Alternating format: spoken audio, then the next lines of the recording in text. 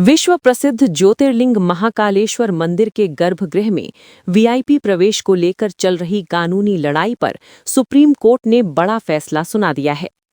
अदालत ने दखल देने से इनकार करते हुए इंदौर हाईकोर्ट के आदेश को बरकरार रखा है।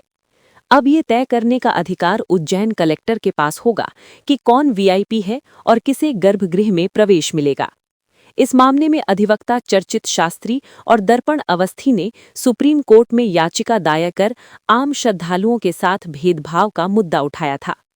याचिका में कहा गया कि जहां आम भक्त बाहर से दर्शन को मजबूर हैं, वहीं नेता और प्रभावशाली लोग भीतर पूजा कर रहे हैं। सुप्रीम कोर्ट ने कहा कि मौजूदा हालात में ये निर्णय प्रशासन के विवेक पर छोड़ा जाना उचित है और याचिकाकर्ता को हाईकोर्ट जाने की सलाह दी। महाकाल लोक के लोकार्पण के बाद श्रद्धालुओं की संख्या में भारी इजाफा हुआ है। जहां पहले रोज 20-30 हजार श्रद्धालु आते थे, वहीं अब संख्या 1.5 से 2 लाख तक पहुंच गई है। भीड़ नियंत्रण के चलते सावन 2023 से गर्भगृह में आम भक्तों का प्रवेश बंद है, जो अब तक जारी है। सुप्रीम कोर्ट के फैसले पर सांसद अनिल फिरोजिया ने कहा कि अदालत ने कलेक्टर के विवेक पर भरोसा जताया है। उन्होंने बताया कि मुख्यमंत्री डॉक्टर मोहन यादव से इस विषय पर चर्चा हुई है और जल्द ही आम श्रद्धालुओं के हित में निर्णय लिया जा सकता है।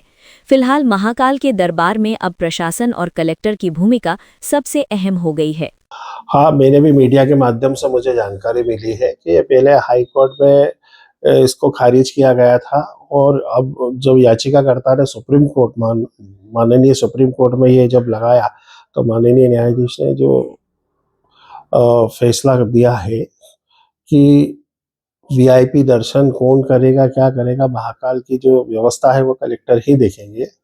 तो ये बात सही है और इसका हम स्वागत भी करते हैं।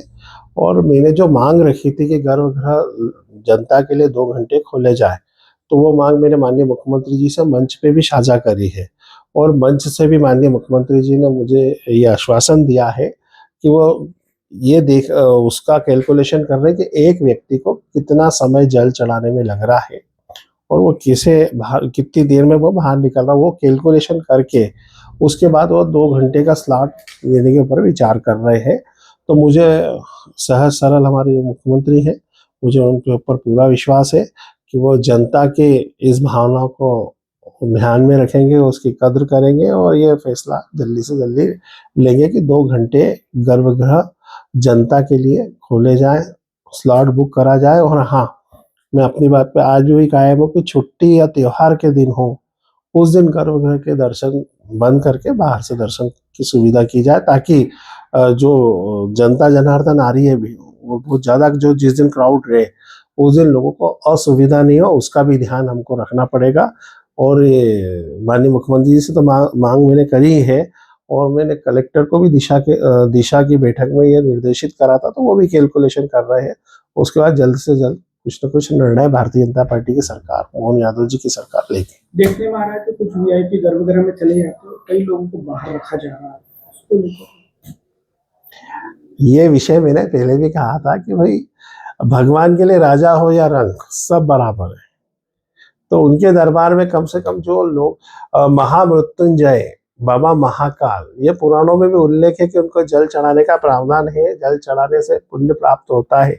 ये हमने बचपन में भी सुना है, सीखा है और पुराणों में भी इसका उल्लेख है। जल चढ़ाने का, शिवलिंग पे जल चढ़ाने का महत्व है। इसीलिए मैंने मांग करी है कि 2 घंटे कम से कम आम जनता के लिए ये सुविधा उपलब्ध कराना चाहिए।